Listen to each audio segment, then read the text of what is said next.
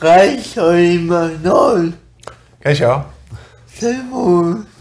Oso ondo, pixka bat ere urduri ere etorri naiz, ze komentatzen dugun bezala elkarrizketa hasi aurretik, ez nago ohituta. Nik elkarrizketatua izatea, normalean elkarrizketak egiten ditut eta... Hautsi behar dugu nolagai bizarte honekin, elkarrizketatzaileak ere elkarrizketatuak izan daitezke zergatik mediko-kristona duzue eta horrekin hautsi behar dugu. Hemen bazea, nungoa zea. Bueno, nik berez Azpeitiarra naiz. Azpeitiarra. Baina, ja... hogeita bat urte damazkit Tolosan bizitzen. Kazetaritza komunikabideak zer ikasi zenun? Ikasi nuen kazetaritza, Iruñean. Bai.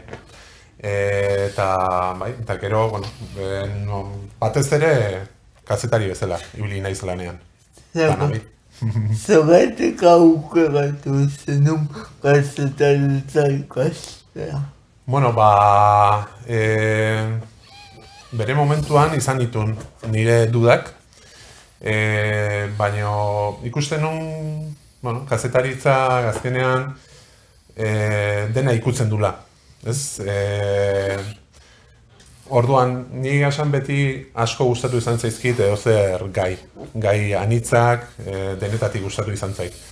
Eta orduan ikusi non, kazetaritza bazala aukera bat, azkenean denetatik ikutzeko dena, pixka bat, ikutu ezakezu ekonomia, ikutu ezakezu politika, kirolak, edozein gai, eta azkenean esan, hortikan joko dut. Horregatik, esan nuke kazetaritza ere umorea izan daitokela, zergatik beti esaten ez, umoretik abiatuta beti landu ditzakegula bizitza zein munduko edozein gai kazetaritza ere berdina pasa daiteke ez. Bai, egia esan, esaten duzun bezala, umorea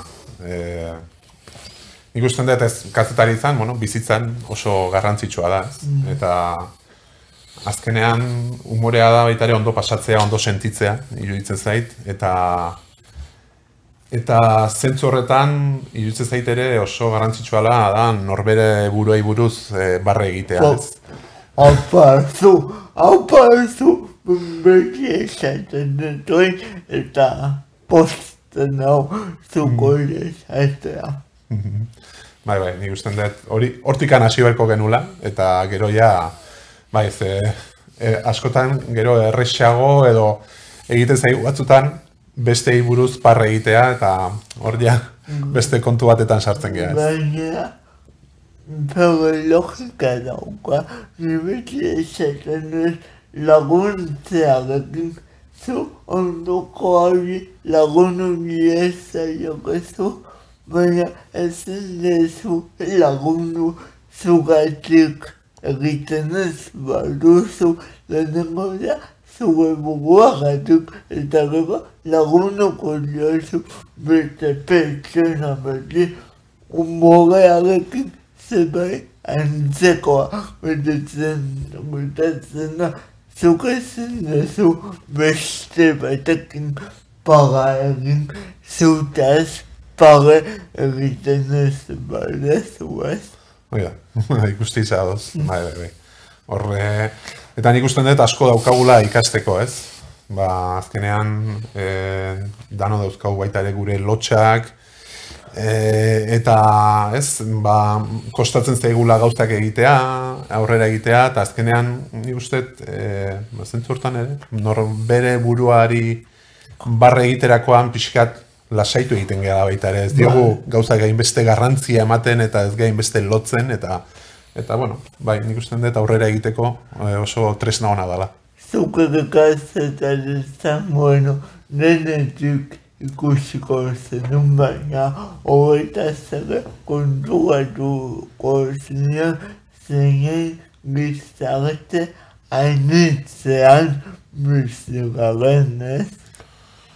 Bai, bueno, hasita esango nuke oin hizkuntzaren alorren, ez? Nik euskeraz egiten dut, bueno, azkenengo urte, 17-18 urtetan euskeraz egin dut kazetaritza, euskarazko komunikabide baten nago, eta, bueno, hortikan hasita, ez? Hor ikusten duzu baita ere, bueno, euskaraz zenbateraino dagoen, ez? Zabalduta edo ez gure gizartean, eta hor hizkuntzak ja aniztasun bat badauka zentzortan, hemen Euskal Herrian bizi garen honetan, ez? Azkenean. Karrera amaitu da, orain Tolosako atarian zaude, baina karrera amaitu da, nuna esertzinen lanean.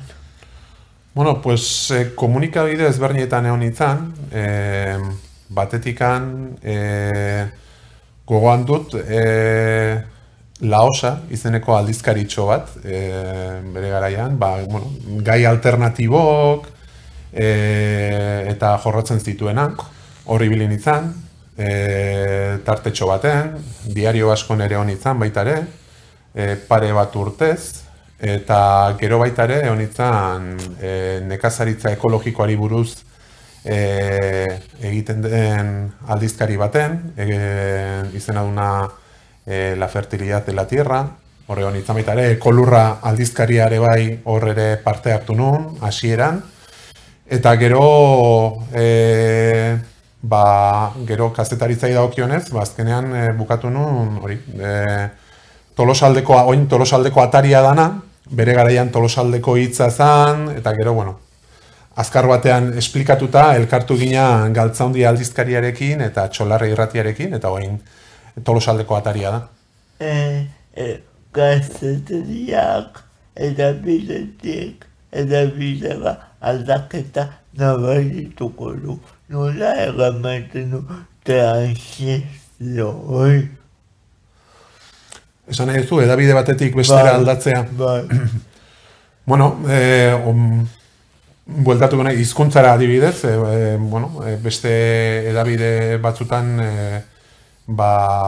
adibidez, La fertilidad de la tierra aldizkari hori gaztelera zan, beraz hor gazteleraz idazten nuen, baita ere edizio lana, maketazio lanare egiten nuen, eta gero gaiak ere oso ezberdinak ziren, zentzu hortan gero ja orain Tolosaldeko ataria dan honetan, euskeraz egitea, azkenean, hori ja ez, aldatzen da, dena euskeraz egitea.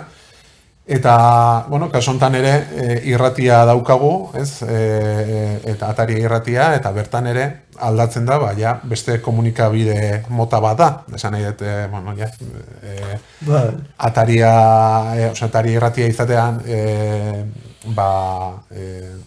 aldatzen da, ez da idaztea, ja da, ez, ahotsarekin, hitz egitea, bestera batea suposatzen da, ez, inberdegula, ja, ez, elkarrizketak egin, edo, eta, bueno, bai, aldatzen da, eta gero baita ere guk, nolabait tokiko komunikabide bat gara, beraz, bueno, tokiko albistea jorratzen ditugu, ez.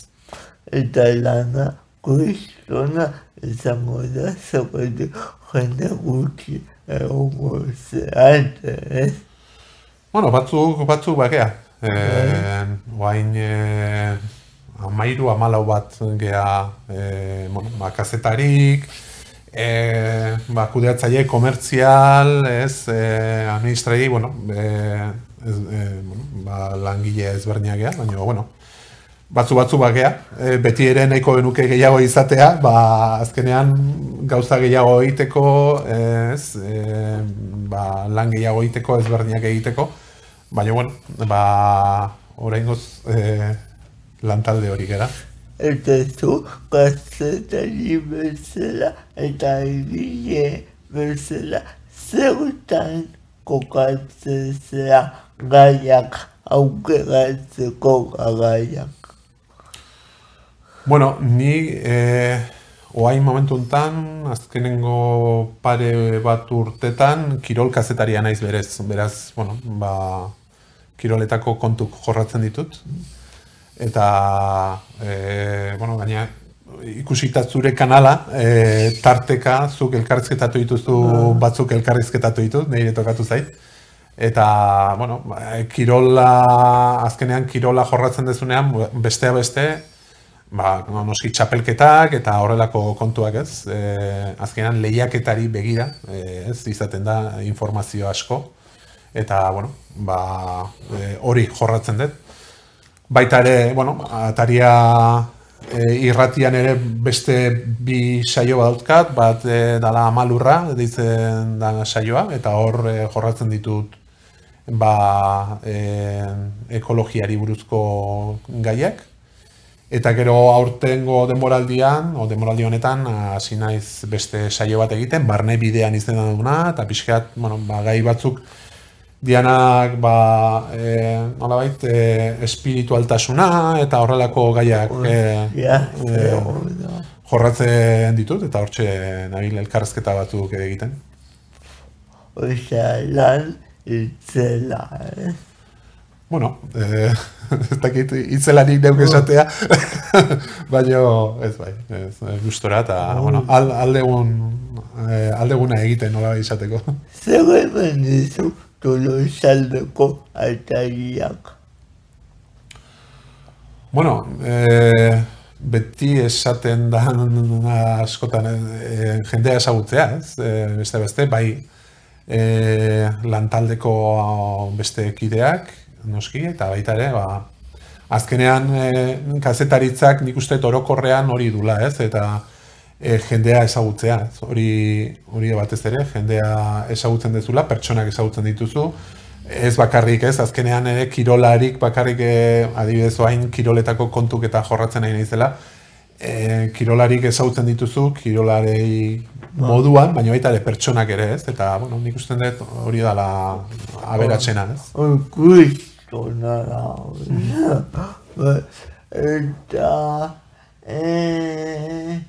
eltzen dugu pixka laburu izan zuen ikasketaz, errepideaz, nagusiki Tolosako Tolosaldeko Ataria, ekologian zaituta ere. Egonzea, irrati saio bat dituzu, baina nik jakineko nuke Imanol kazetari bezala zer kezkak orte dituen, zer genitzen dizun loa. Kazetari bezala? Bai. Zergatik egoera asko ikusiko dituzu zuen lanaren bitartez eta... Bueno, niri etzait asko tokatu jorratzea, baina, bueno, nire arloangatik, baina bai ikusten detena, bueno, gaur egun bizi dugun egoera berezi hau, osasunaren, osasun larrialdi honetan, eta hor adibidez, kazetari bezala, bai pentsatzen dut,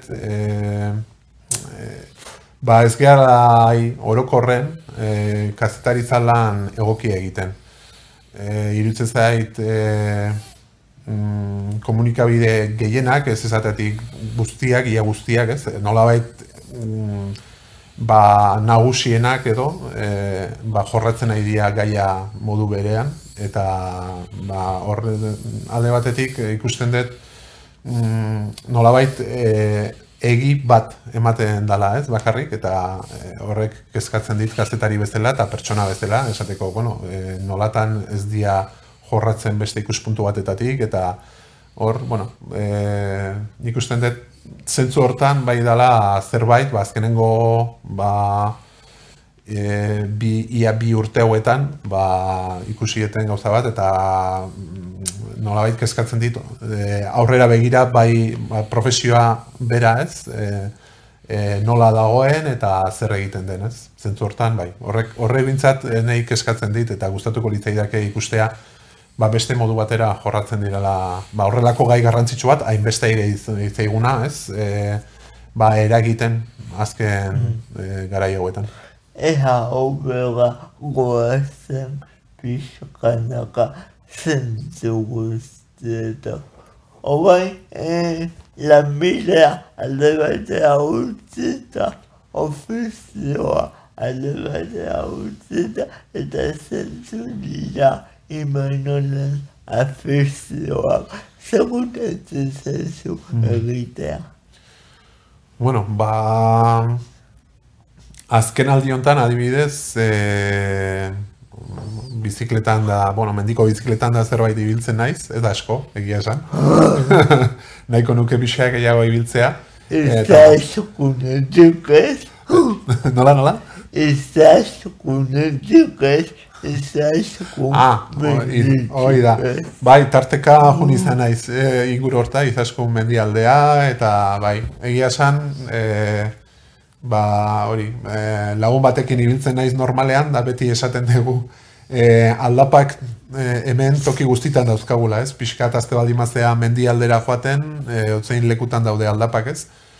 Eta, hortxe batez ere hori dauka nolabait afizio bezala.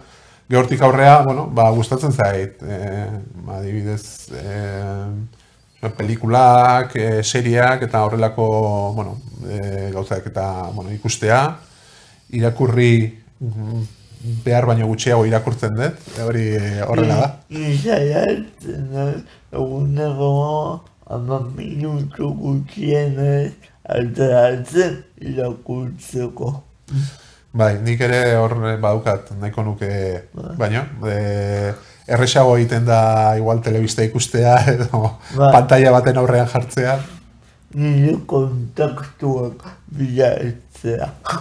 Erresago egiteza. Imanol, mila eskak etortzea gatuko benetan. Zuri eskerrik asko benetan, gonbidadapenagatik. Bidateko diago musu guga ikusela, Noski. Agur. Agur.